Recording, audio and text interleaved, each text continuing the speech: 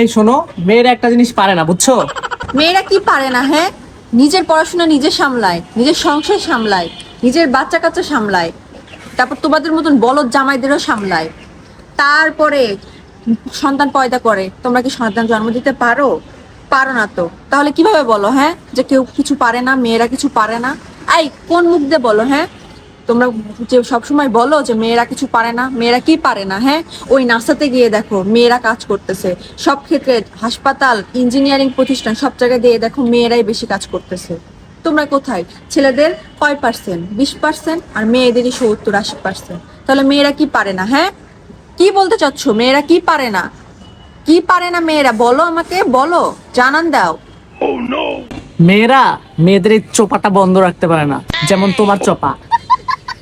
প্যাঁ প্যাঁ প্যাঁ প্যাঁ প্যাঁ সারাদিন মাথা শেষ করে ফেলে দেয়।